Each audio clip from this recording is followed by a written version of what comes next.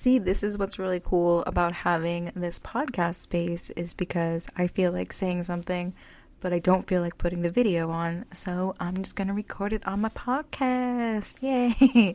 But anyways, thank you for clicking on this episode. This is episode 2 of Recovery Rebellion with me, Tara Grace. I go by Burn the Stigma on social media, but I was just thinking, I remember when I started to question the program, I was like, this is my disease talking.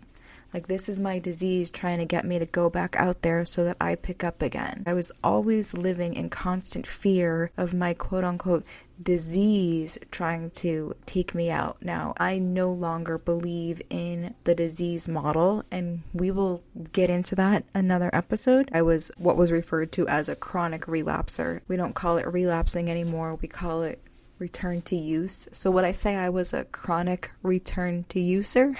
I don't know. I'll have to, let me see if I can find the correct word for someone who relapses a lot. Let's see, it's just a quick Google search. I don't know. Unstable.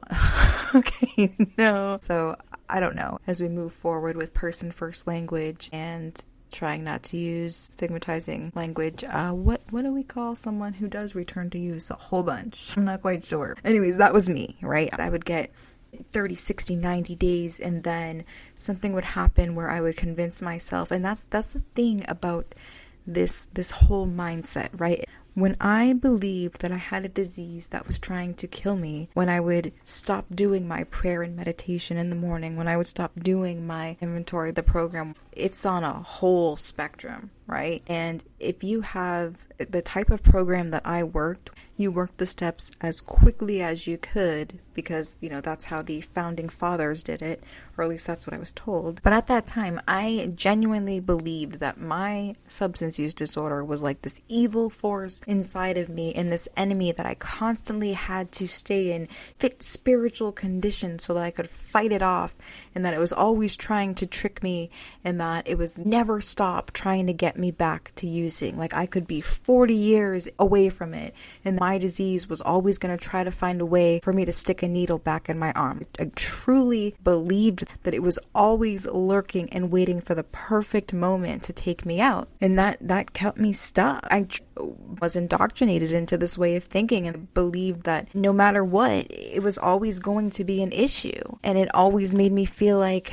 picking back up was inevitable. I was like, how many times has this happened? And can I really spend the rest of my life fighting this off? Like, it truly felt like it was inevitable that I was going to use again at some point and some time because of the whole self-fulfilling prophecy, the mindset. I would start feeling off. Like, I'd have these instances, right, where I'd be stressed, anxious, or just like, I'm like, oh my God, like I'm starting to disconnect. Oh my goodness, I'm restless, irritable, and discontent. My disease, it's waking up, it's trying to get me. And then I'd be like, okay, like I gotta go to more meetings, I gotta do more work, I gotta do more, 10, 11, and 12. Let me help other people, let me do this. And then I still wouldn't feel better because I wasn't treating my actual issues that I had going on. Because yes, I had mental health stuff going on, but it really had nothing to do with me using. But back at that point in time, I thought everything that popped into my head had to do with me using or not using.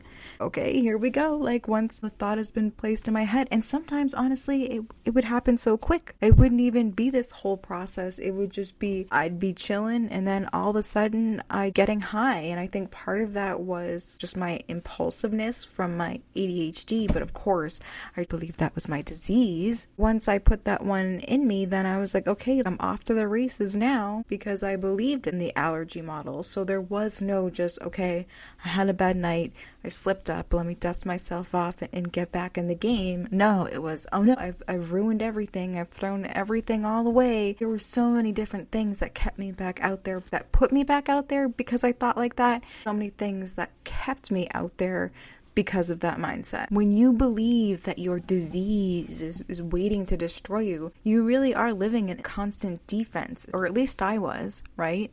And instead of developing actual coping skills to deal with cravings and the stress and the emotion, I was given step work and prayer and meditation.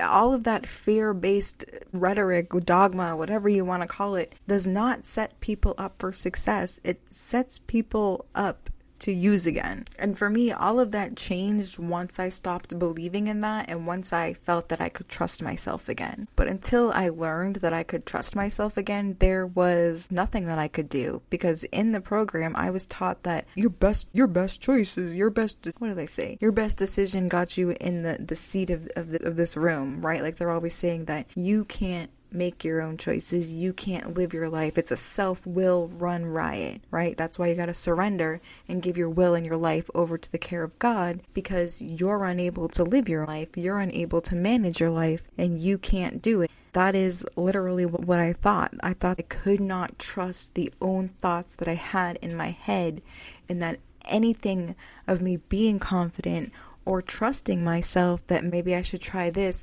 that was my disease trying to take me out and convince me that, I shouldn't do the program, when actually it was common sense saying, hey, maybe I should try to do it another way.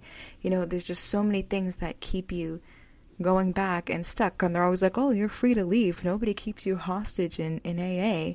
But when your entire thought system has been programmed to believe that even questioning leaving is your disease trying to take you out, like, of course it's an issue. And then let's not even get started on exit costs. But anyways, I just wanted to talk about that for a minute because it was on my mind, and I was like, oh, I can do it on the podcast. So you may just kind of sometimes get this weird random shit from me, especially as I try to get myself to really use this platform more, because I feel like the podcast platform is the one where I should be, because there's no community guidelines, and because I don't have to show my face if I don't feel like it. Like, there's just so many things that make you talk about in harm reduction, like low barriers. And I feel like for a podcast and content creation, at least for me, it's a low barrier. So anyways, until next time.